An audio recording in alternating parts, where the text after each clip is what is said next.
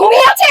আমি স্বাস্থ্য সচিবকে ফোন করে বলেছি, আপনি কি চান এখন আমি স্বাস্থ্য মন্ত্রীকে ফোন করি? আপনি কি চান 700 একর থেকে আমার শিক্ষার্থীরা সেখানে স্ট্রাইক করুক? বাংলাদেশে তো উপর থেকে চাপ না হলে, ক্ষমতার কেন্দ্রবিন্দুতে না থাকলে কোনো কাজ হয় না। ওখানে লাশ কাটে যে ড্রাইভার, সে এই হলো বাংলাদেশের স্বাস্থ্য কাঠামোর অবস্থা। জাহাঙ্গীরনগর বিশ্ববিদ্যালয়ের লোক ও প্রশাসন বিভাগের শিক্ষার্থী শারমিন জাহান খাদিজা হত্যার বিচারের দাবিতে মানববন্ধন অনুষ্ঠিত হয়েছে। বুধবার সকালে বিশ্ববিদ্যালয়ের শহীদ মিনার প্রাঙ্গণে আয়োজিত কর্মসূচিতে শিক্ষক শিক্ষার্থীরা অংশ নিয়ে হত্যাকারীর দ্রুত বিচার ও সর্বোচ্চ শাস্তির দাবি জানান।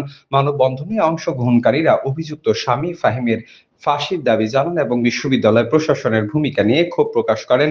উল্লেখ্য, গত 15 মার্চ রাতে বিশ্ববিদ্যালয়ের পার্শ্ববর্তী এলাকায় ভাড়া বাসায় শারমিন জাহান খাদিজাকে হত্যা করা হয়। এই ঘটনায় অভিযুক্তকে গ্রেফতার করেছে পুলিশ। সবাই এটি কল্পনা করে যে সংসারটি হবে দুজনের ভ্রাতৃত্ব, মমত্ব এবং দুঃখজনক ব্যাপার, এটি শেষ পর্যন্ত হত্যাকাণ্ডের দিকেও আসলে ধাবিত হয়। সবার প্রিয় শিক্ষার্থী আমাদের বোন শারমিন জাহান খাদিজা গত 15ই আর নিজ বাসায় স্বামী কর্তৃক হত্যার শিকার হয়েছেন। আমরা এর তীব্র নিন্দা জানাই। এটা কি ঘটেছিল এবং 16 তারিখে কি ঘটেছিল, এখানে আমার সমস্ত শিক্ষার্থীবৃন্দরা আছে, এটা জানা দরকার। মাইক লাগবে, ওরা জানতে পারবে না। গ্রুপে লিখেন যে আমাদের একজন শিক্ষার্থী অসুস্থ। এটা জানার সাথে সাথে আমি 4:42 প্রক্টরকে ফোন দেই যে আমাদের শারমিন অসুস্থ, আপনি কিছু জানেন কিনা। তো উনি বললেন যে আমি শুনেছি শি ইজ নো মোর। তখন উনি বলেন যে ও এনামে আছে। তো তখন ইফতারের সময়, ওই সময় এট এ টাইম আমি বেরিয়ে যাই। বেরিয়ে যাওয়ার পরে আমার যেতে যেতে ইফতারের কাছাকাছি সময় বোধহয় আমি এনামে আসি। এসে দেখি লাশটা পড়া। কোনো ধরনের কোনো উদ্যোগ নেওয়া না যে ডেথ সার্টিফিকেট বের করতে হবে, লাশটাকে কোথায় নিয়ে যেতে হবে। লাশটা কিন্তু আনা হয়েছে আরো অনেকক্ষণ আগে। আমার প্রথম প্রশ্ন প্রশাসনের কাছে যে আমার মেয়েটার লাশটা এতক্ষণ পর্যন্ত ওখানে কেন পড়ে থাকলো, এটা হচ্ছে আমার প্রথম প্রশ্ন। আমি গিয়ে ওখানে এনাম মেডিকেলে যে প্রশাসন, একদম টপ ম্যানেজমেন্ট, তাদের সাথে কথা বলে ডেথ সার্টিফিকেটের ব্যবস্থা করে লাশটাকে পাঠানোর ব্যবস্থা করি। এটা এক। ডিপার্টমেন্টের চেয়ারম্যান আমি এবং আমার পাশে যে আছে, আমরা 3টা মানুষ দাঁড়িয়ে আছে একটা গাড়ির জন্য।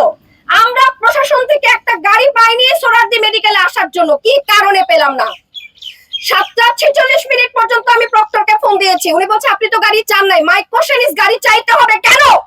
জাহাঙ্গীরনগর বিশ্ববিদ্যালয়ের একটা শিক্ষার্থী মারা গেছে, আমরা গাড়ি চাইবো নাকি ওনারা একজন আসবে?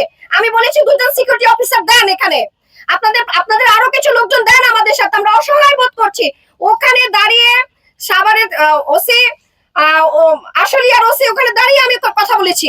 আচ্ছা যাই হোক, ওনারা গাড়ি দিল না বিশ্ববিদ্যালয় থেকে। চেয়ারম্যান মহোদয় উবারের ব্যবস্থা করলেন। হরিকৃষ্ণ কুন্ডু স্যার, আমি এবং আমার শিক্ষার্থী আন্তর্জাতিক সম্পর্কে সামিহা, আমরা 3জন আসলাম সোহরাওয়ার্দী উদ্যান। কয়টা বাজে আসলাম সোহরাওয়ার্দী হাসপাতালে? 8:30 আমরা সোহরাওয়ার্দীতে পৌঁছালাম। তার আগে 7:30টার মধ্যে শারমিনের লাশটা যে ওখান থেকে ব্যবস্থা করেছি পৌঁছেছে। ওখানে গিয়ে দেখি শারমিনের লাশটা পুরো পড়ে আছে, পানি বের হচ্ছে। ওখানে গিয়ে আমি জানতে চাইলাম যে এখানে কেন এভাবে পড়ে থাকবে লাশটা। বলছে যে এখানে মর্গে ফ্রিজ নষ্ট। আমার প্রশ্ন হচ্ছে বাংলাদেশের স্বাস্থ্য মন্ত্রণালয়ের কাছে, একটা হাসপাতালে ফ্রিজ নষ্ট থাকে আপনারা জানতে পারেন না কেন? কেন আমাদেরকে রাতের 11:27 পর্যন্ত অপেক্ষা করতে হলো একটা মর্গের জন্য, লাশের জন্য? এরপরে আমি সাথে সাথে ফরেনসিক ডিপার্টমেন্টের চেয়ারম্যানকে ফোন দিলাম, ডক্টর দিশা আমাকে জানালেন যে আমাদের ফ্রিজ নষ্ট, লাশ সারা রাত এভাবে পড়ে থাকবে। ততক্ষণ লাশের মধ্যে পানি পড়া শুরু হচ্ছে। আমার শিক্ষার্থীরা অসহায়ের মতো দাঁড়িয়ে আছে। আমি বললাম আমি এখানে স্ট্রাইক করব যতক্ষণ পর্যন্ত আমার শিক্ষার্থীর লাশ মর্গে রাখা না হবে। এরপর আমি হাসপাতালের ডিরেক্টরকে ফোন দিলাম, বলে যে আপনি তাহলে এই সাইডে আসেন, 2টা ডিপার্টমেন্ট সোহরাওয়ার্দী মেডিকেলের। তখন কলেজের এসে গেলাম, ওখানে গিয়ে কথা বলে ডিরেক্টরের সাথে কথা বলে 11:27 যে লাশটা 4টা থেকে মৃত অবস্থায় আছে, আমরা জানি না সে আরো কতক্ষণ আগে মারা গেছে। 11:27 আমি তার আগে 10:30টার দিকে স্বাস্থ্য সচিবকে ফোন করলাম। আমি স্বাস্থ্য সচিবকে ফোন করে বলেছি আপনি কি চান এখন আমি স্বাস্থ্য মন্ত্রীকে ফোন করি? আপনি কি চান 700 একর থেকে আমার শিক্ষার্থীরা সেখানে স্ট্রাইক করুক? আপনি 10 মিনিটের মধ্যে আমার মর্গের ব্যবস্থা করবেন। যাই হোক, উনি 11:27 মধ্যে উনি সাথে সাথে ফোন করেছে, তারপরে মর্গের ব্যবস্থা হলো। তারপর আমি বললাম যে এটা পরের দিন সকালে আমার লাশটাকে সুরক্ষা করতে হবে, তাড়াতাড়ি ব্যবস্থা করতে হবে। তো যাই হোক, উপর থেকে যেহেতু চাপ, বাংলাদেশে তো উপর থেকে চাপ না হলে, ক্ষমতার কেন্দ্রবিন্দুতে না থাকলে কোনো কাজ হয় না। যে কারণে 7:30টায় আমাকে মিস্টার বোরহান পুলিশ, উনি ফোন দিলেন, ম্যাডাম আমরা চলে আসছি, ফরেনসিক ডিপার্টমেন্টের লোকজন চলে আসছে, আপনি কোথায়? আচ্ছা আমি এক করে এই মুহূর্তে চলে আসছি। আমি চলে গেলাম ওখানে, আমাদের সামনে দাঁড়িয়ে ওনারা ভিতর ওনাদের কাজকর্ম করলেন। ততক্ষণে দেখি ফরেনসিক হাসপাতালে যে মেইন গেট সেটা সিসিটিভিটা নষ্ট।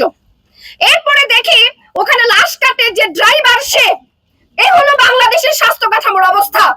এরপরে টোটাল বিষয়টা ওনারা সাথে সাথে ডিরেক্টর আসেন, আসার পরে সুরতালে যে জিনিসপত্রগুলো, যে কেমিক্যাল গুলো, সেগুলো পাঠানো হয়। বাই দিস টাইম আমি খবর নেই এই মামলার তদন্তকারী কে।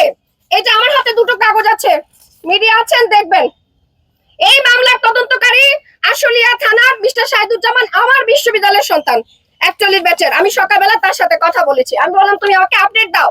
সে আমাকে বললো বিভাগীয় প্রধান ফরেনসিক মেডিসিনকে আমি 27 তারিখে একটা চিঠি পাঠিয়েছি ভিকটিমের মৃত্যু সংক্রান্ত তথ্য জানানোর জন্য।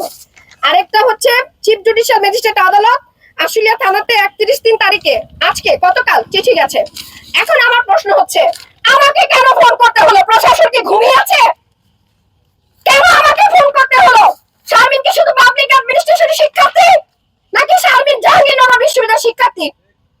আমার কেন এটা উদ্ধার করতে হলো এই কাগজটা? আমি সাথে সাথে ফরেনসিক ডিপার্টমেন্টের চেয়ারম্যানকে কিছুক্ষণ আগে পাবো, শিক্ষার্থী ভাবনা আমি যখন আমার বাচ্চাগুলোকে টুরে নিয়ে যাই, আমি কখনো বিচে নামি না, যদি ওরা বিচের মধ্যে পড়ে যায়, যদি ওদের কষ্ট হয়।